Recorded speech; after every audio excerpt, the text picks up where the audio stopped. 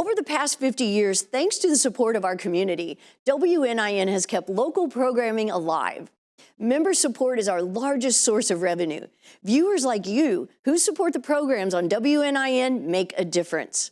Every single dollar makes a difference as it goes right back into serving you, your family, and our entire community. It's something that is more important than ever in these uncertain times. Make that pledge of support now. Call, go online, or use the QR code, and thank you. Viewer contributions make local programming possible on WNIN. Become a member of WNIN with your contribution so we can continue to make this programming available. Visit WNIN.org and click on the donate button. On this episode of WNIN Newsmakers, we'll be highlighting some local nonprofits and their contributions to the community. We'll learn more about the Ronald McDonald House, Seton Harvest, and Big Brothers Big Sisters. WNIN Newsmakers is up next.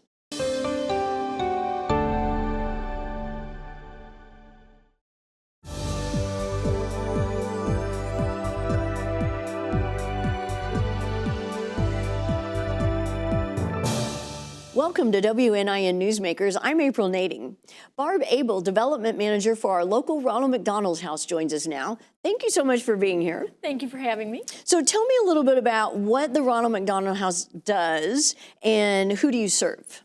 So the Ronald McDonald House, actually we have multiple programs, but what most people know us for is our houses. And we have two houses in the Evansville area. One is in front of Ascension Hospital. It's a freestanding home with 10 sleeping rooms. And the second location is in Medical Office Building 5 at Deaconess Gateway. And we have the whole second floor, and that has 16 sleeping rooms. And we take care of families while they have a child in the hospital. The goal being they're together. Siblings can be with the family, with the parents, grandparents, who's ever there. And the goal to get the child home. And when you keep your family together, that happens faster. So how did this come about? I mean, I gather that these are people from out of town who don't have a place to stay. Right, mostly. We do have a day program. So if you live closer than 15 miles, which is the standard, if you live 15 miles or further, you can stay with us. And that's the only requirement. You have a child in the hospital and you live 15 miles or further. But you can be a day family, and you just use all the amenities of the house.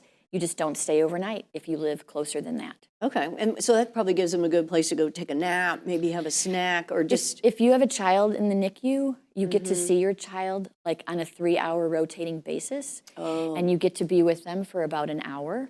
So I've just experienced this personally with my son and daughter-in-law, and their schedule was like 5 a.m., 8 a.m., 11, 2, and then that starts over.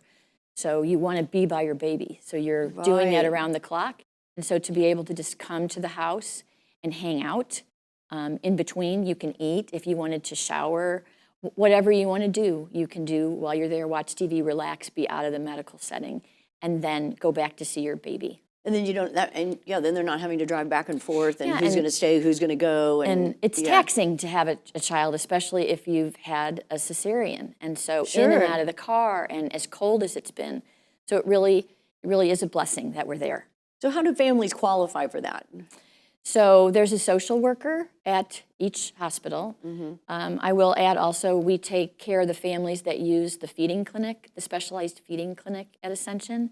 And also there's a psychiatric hospital very near our Washington house, and we take care of their families as well. So there's a social worker in each of those settings, and they will let that family know that our services are available for them. So it's not necessarily based on their income or anything like that? Doesn't have anything to do with that. Okay. That's what I think sometimes people wonder is, okay. No. So you also have a mobile unit. What does that do? So our Care Mobile is our newest program. It just arrived a few weeks ago. And what's it called? The Care Mobile. Care Mobile, okay. And it is a fully equipped mobile, medical mobile, to take care of mothers who are pregnant through the birth of their child and their child turning 1. And that mobile will be in underserved or at-risk areas so that moms can seek medical treatment there. So is that something that is done across the country? Is it new for just our area? Or explain that a little bit. There's 40-something Care Mobiles in the Ronald McDonald House Charities Global organization. Ours is a one-of-a-kind. Normally, there is one medical partner and Ronald McDonald House. And ours is very much a community collaboration, so we have both medical partners on board.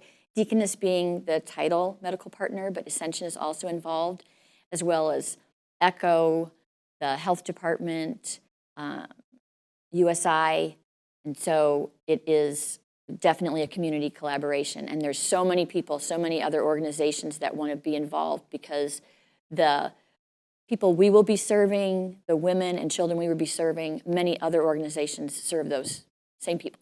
Wow. So how is all this funded? I know when you're going through the drive-through at McDonald's, you can put your change in the slot, which I always do. Yay, thank you. So just generally speaking, we are 100% responsible for raising all of the funds to handle our operating expenses. So some people think the hospitals own us. That's not true. McDonald's does not own us. So we are a nonprofit that has 2 locations, and we fundraise to provide our services. Now the Care Mobile is a little bit different. We've gotten some global RMHC support for it, and also some grants because of the group of people that we're serving specifically. So how can people find more about the Ronald McDonald House, the mobile unit? So you would go to our webpage at rmhcohiovalley.org. You certainly could reach out to me or any of the other staff or our board members. The telephone number at either house for a follow-up. And I would encourage anyone to come and take a tour of our house, because you think you know what we do, but I've never given a tour where someone leaves and says, oh yeah, that was exactly what I thought it would be. Everybody says it's bigger, it's nicer, your services are more complete than they ever would have imagined. And how often do you have tours available? I can do a tour anytime. Okay. And it can be, we have a volunteers manager, our house manager, so anybody can do a tour at any time. Okay, well, thank you so much. This is really good to know. I learned a lot.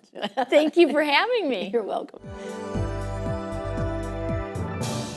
Next, we'll be talking to Community Outreach Manager for Seton Harvest, Julie Dietz. Thank you for joining us. Well, thank you for having me. So tell me, first of all, what is Seton Harvest and how does it work? Sure. So Seton Harvest is a community-supported agriculture. We're a ministry of the Daughters of Charity. So we have shareholders who buy shares into our farm, and they come out for 26 weeks to pick up their share of produce. Being a ministry of the Daughters of Charity, we also donate 20% of what we harvest to homeless shelters, food banks, and church pantries. So where is this? So you have a farm. It is. You have a farm. It's a 26-acre farm, so it's a good-sized one. It's on the west side of Evansville, right off of University Parkway. Okay, and what kind of stuff are you growing out there? We grow between 50 and 60 different varieties of vegetables. We have a few fruits, strawberries, blueberries, the best blueberries ever, blackberries, but primarily just vegetables. So can anybody go get fruits and vegetables? Or? Anybody can purchase a share. So we offer shares to our farm, and then you get your share of produce for 26 weeks. So from mid-May to mid-November. And do you go out and pick it? Or what? Nope, How does it work? Nope. Most CSAs are like that. Our CSAs are not. Most normal CSAs, you buy a plot and then you plant it, grow it, harvest it. At Seton Harvest, we do all the work. You just come out, get it, take it home, and enjoy it. So we plant it, grow it, harvest it, and you just enjoy it. That is my kind of farm. Isn't that great? Isn't that great? So are all of them gone? I mean, do you have all 26 spoken for every year? No, so we sell a certain amount of shares. We offer a full share and a partial share. So we sell a certain amount of those shares. And no, we still have shares available for the year. Okay, so I could go online and see if I want to have my a full farm. share or a partial. I can say I have a farm that someone else takes care of. That's right. I would be in trouble if I had to grow it. We wouldn't have a farm. So I like this concept. Okay, so who is it that's doing the farming? We have farmers, Farmer Joe Shalaski and Daniel Rodenberg. They're the farmers out there, and they plant it, grow it, take care of it all. We have a lot of volunteers that come out and help us weed, and we do different programs like a sweet potato dig where we have our shareholders and their families come out and help us dig up the sweet potatoes, and then we feed everybody afterwards. So, So how did this come about, and how long has it been around? I mean, what happened? in 2006, the Daughters received a calling from the Pope to be friendlier to the earth. So they knew what to do on their side of the street with recycling and changing their cleaning chemicals, but they had all this property across the street they didn't know what to do with. So they started with community meetings and just asked our community what they thought of a community-supported agriculture. And this is our 20th season of Seton Harvest. Wow. And I'm just now finding out about this. I know. Learn something new every day, right? So there you go. I do. I absolutely do. So how much food has Seton Harvest donated to the community? Because I mean, over the years. Yes. So we, like I mentioned, we donate 20% of what we harvest to 12, 14 different local church pantries, food banks. We have donated over 152,000 pounds in 19 years. So that's hard for people to envision, 152,000 pounds. So I always say if you take a tractor trailer, the back, and you fill it from front to back, top to bottom, no boxes of bags, and you take 7 of those, that's about how much produce we've donated locally.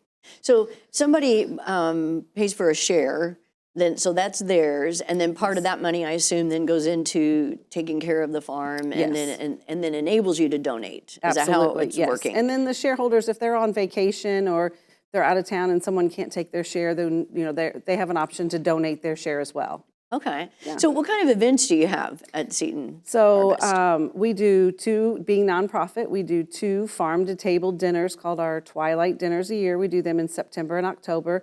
It's a magical evening. It's out at the farm. We want to bring people to the farm so they can enjoy the evening. It's peaceful. So we do 2 farm-to-table dinners a year. We have, like I mentioned, our sweet potato dig. We also have a fall on the farm. It's kind of for the kids to come out and be on the farm. We have a natural playscape. It's huge. We have like 14 boulders on there that they can climb on. And so we want to bring people out to the community to see the farm, to know what's in their town. Well, a lot of people, I know Evansville isn't that big, but it's still a city. Yes. And some people may not have any experience at all with the farm. Yes, we do field trips out at the farm. And we have lots of kids that come out there and they're out in the country. And we're like, you're really not that far out there. But, to them, being in the city, and then they do get to come out to the country to a farm, and that's where they think they are. So, yeah, we just want people to come out and enjoy the farm that we have out there. So how can people find out more information about doing things like that? Yeah, so we have a Facebook page. We have a website, which is setonharvest.org. And I'm going to spell Seton. It's SETON, setonharvest.org. They can go to our website. They can, contact me. We do field trips. We do, you could come out and take a tour. We have a hydroponics and an aquaponics that people are so amazed with, that we grow vegetables in water. Oh, I was going to say, I do not know what that is. Yeah, I mean, both of the systems are amazing. One is with fish, so people are just amazed at how you can grow produce in water. So we do tours, we do field trips, you name it, we do it. All right. Well, this is very interesting. I feel like I may be coming out to get the farm, get a tour anyway of the farm. We would love for you to. All right. Well, thank you. For you to come out. Thank you so much. Well, thank you for having me. You're welcome. Next up, we have Ryan Scott, Executive Director for our local Big Brothers Big Sisters. Thanks so much for being here. Thank you very much for having me. So tell me about Big Brothers and Big Sisters and what you do. Yeah, absolutely. So Big Brothers Big Sisters. We have actually been in Evansville for 56 years now. As a national organization, we've been in the United States for 120 years. We are a one-to-one mentoring agency that believes in the power and potential of every single kid. So we really work to pair bigs with littles, kids that just need a little extra positive relationship in their life, and we go out and we find adults that are willing to volunteer 3 hours a month to do that. 3 hours a month? 3 hours a month. Wow. So how, you talked about it's been around forever, Yes, but ma'am. how was that? How did it come about exactly? So really funny, interesting, really powerful story. Back in Pittsburgh, turn of the century, there was this judge that got tired of sending boys to reform school, the way of the world at that time. So he got tired of sending boys away to reform school, and he just thought there was something different. So he started this mentoring program. So it started as almost like a pre-trial diversion type thing in Pittsburgh. And then over the years, it changed up into the 70s. It was all guys, all kids, all boys. In the 70s, Way of the World girls came on board. And then, it changed away from an emphasis on kids that troubled kids to now we say, look, every single kid needs a mentor. And if you look at the statistics, it's a little sobering. 1 in 3 kids now report not having a mentor in the United States. That's around 40 million kids. Wow. So how does a child go about signing up or becoming a part of the program? Yeah, so by and large, we love our parents and our guardians because they primarily, by and large, are the ones that sign up the kid. They see that maybe their child just needs an extra positive role model in their life. Maybe mom and dad, grandma and grandpa, whoever's the guardian just doesn't have enough time sometimes to do all of the things. And so they would go onto our website, which is mentoringkids.org, and there's a little inquiry form. Excuse me. Go onto the inquiry form, you click it, you get signed up, and then one of our amazing team will reach out to you and start that process. So is it usually a child who either doesn't have a mother or father figure in their life? It used to be that, but we want to be very clear that that is not the case anymore. Like, that's a stigma. Yes, there are kids in our program like that, but there are also kids in our program from very stable homes whose mom and dad maybe it's an only child, and maybe they don't have a big brother at home, or maybe they don't have a big sister at home. One of the coolest examples, I think, of parents that did the right thing. We got to talk to this gentleman, and he and his wife were very introverted. They did not like to go out in public, and they realized that this was something they could not do for their child, and their child needed to do those things. And so they came to us and they said, we just need a little bit of help, and that's what we did. And now that big or that little is thriving. Wow. So I think it's interesting. It is called Big Brothers, Big Sisters, because I guess that seems a little less intimidating. Sure. Or and like to your point, if they don't have a sibling, that's a different relationship that they Sure. wouldn't have with maybe even a teacher. Yeah. So one of the things we try to get across to our volunteers is you're not trying to fix a kid. You're just there to hang out. As a current former soccer coach, former teacher, educator, the power comes from the connection. And great things happen when you connect.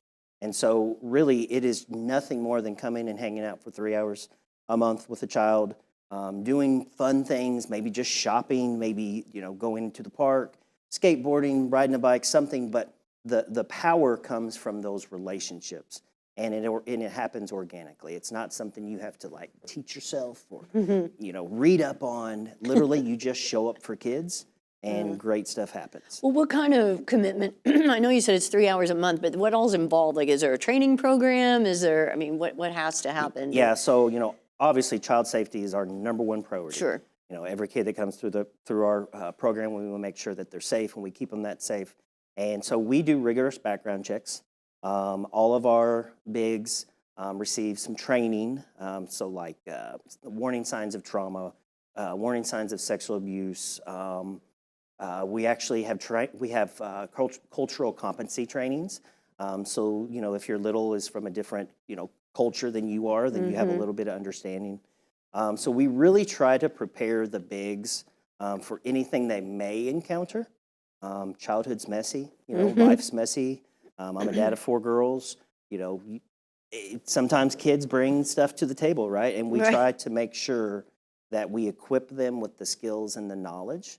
But then we're not done because we offer regular trainings for those bigs as well. Okay. What now? Do you have any kind of events for Big Brothers, Big Sisters? Yeah, we do. So our flagship, the Big Daddy event, so to speak, is coming up second week of May. Bowl for Kids' Sake. So that is the one nationally that we are known nationally. That's the one we're known for locally. This year, it's going to be in 3 events or 3 locations.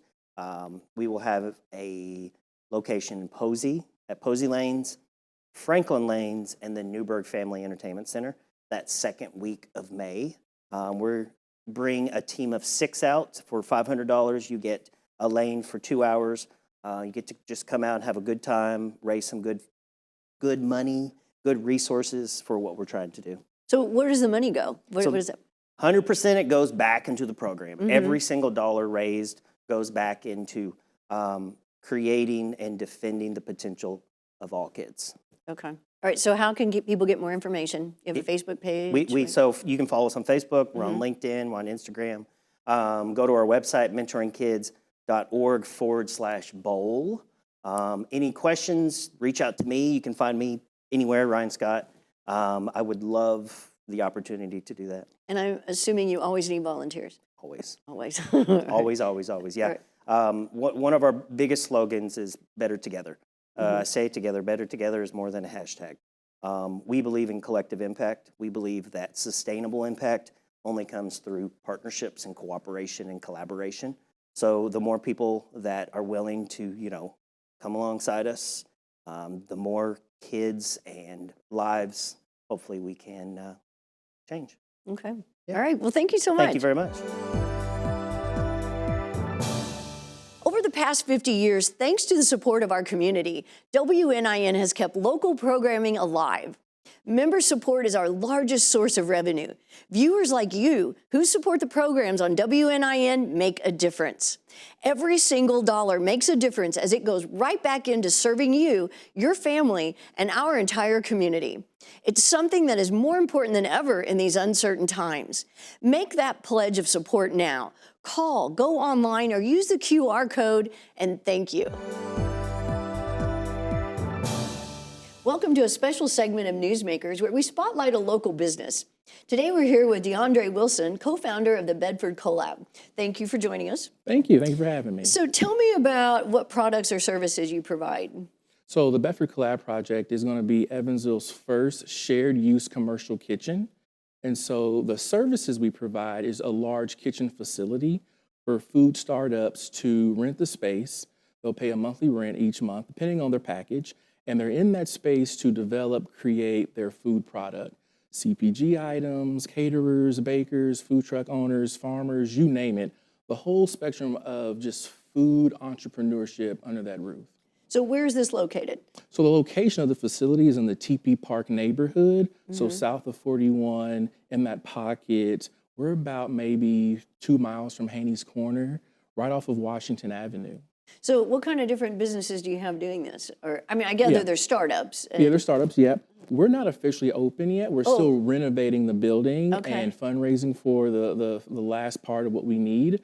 But we have 90 startups on our emailing list right now. And they range from farmers, growers, producers, caterers, food truck owners, CPG items, the whole nine. So how did you know this was something that was needed? So back in 2017, I had a catering business with my brother, and we lost our kitchen that we were in. It was just this bad business, basically. And so I looked at him and I said, we're going to get a shared kitchen. We're going to find our own space at some point. From 2017 to 2019, I worked on a business plan, met my new business partner, and here we are today. So we had a prototype back when. It was actually successful if done right. Because I can only assume that it's a difficult business. It does have its challenges, as anything. Scheduling and cleanliness and keeping the facility up and going. Yeah, it definitely has its challenges. So I guess then the collab would have the health department coming in Absolutely. And that kind of stuff. Oh yeah, they'll be our best friend. Right. You hope, right? Yeah. Yeah. So what all would someone get if they come in there? Do you already have stoves? I mean, how is that going to work? So, refrigerators? Yeah, we have the whole nine. We want to take the pressure off of startups. We know how hard it is to start a restaurant. Hood system and the grease trap and the kitchen equipment and all the handheld items you may need. We have all of that for them. They just have to book it through our online software called Food Corridor, and it's there to use whether they need it for 20 minutes, 50 minutes, or an hour. They can use it. And we have about 6 different, very large, different cooking equipment items under our hood system. So everyone can use what they need. And we only have 5 startups in the kitchen at a time anyways. So more than what they need in that time period. But it's not necessarily the same 5 every time. It might be, it might not be, just depends on how they're booking. Okay. So tell me about some of the challenges you've faced doing this and how maybe you have overcome some of these obstacles. Oh gosh, this project is 5 years old, and so lots of obstacles. One pertaining to the fact of the location you mentioned.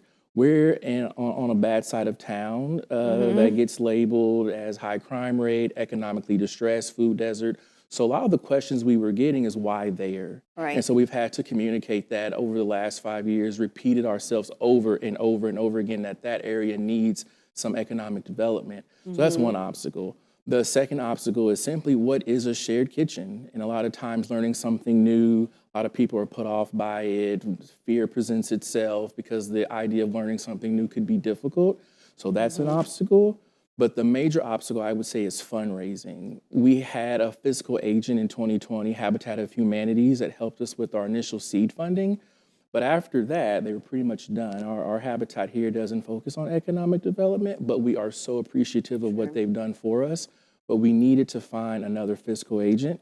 This project is going to be $1.2 million when it was all said and done. So we asked other nonprofits to be our fiscal agent. They told us no. And so we had to form our own 501c3 organization called Impact Evansville. And the mission statement behind Impact Evansville is simply to de-risk the entrepreneurial journey. We know that here in Evansville, it's not the most at being risk adverse. So either we're going to have to risk adverse Evansville or startup founders. And so we chose to work with entrepreneurs and startup founders. So we formed this 501c3 organization. It bought the building, it owns the property and the kitchen equipment. And so we've been able to fundraise. So being able to fundraise is very difficult. It's very challenging for me. This is hundreds of thousands of dollars. So this has been very challenging. So I think those are the three major obstacles. So when do you think you will be open and have people coming in? Fingers crossed in April. Oh, so coming up. I mean, we're getting close. We just need a couple more items and we can get open. So what do you think, though, is the most gratifying aspect of this endeavor? Proving everyone wrong. That's been the best thus far because, again, like I mentioned, the neighborhood we're located in on the side of town does not get the best spotlight at all. So to put something like this in that neighborhood that we know that is food desert and economically distressed, that Bedford Collab will be the beacon of hope. It will be a catalyst for more. And so that's what's been gratifying for me is to prove everyone wrong. So ideally, this will be like the seed that continues growing for the neighborhood. Absolutely. Now we're talking about a neighborhood grocery store. Oh. I mean, hey, why not? You were talking about having one or someone else? The neighborhood associations Okay. are, but they've kind of pointed at me to help get it going. So after this is open, Bedford Collab is open, and I've had a lot of naps in between, then we'll talk about a neighborhood market for sure. Well, thank you so much. I mean, best of luck to you. Thank you. I appreciate it. You're welcome. Thanks to all of our guests today for sharing with us about some great nonprofits in our area. I'm April Nading. Thanks for watching WNIN Newsmakers.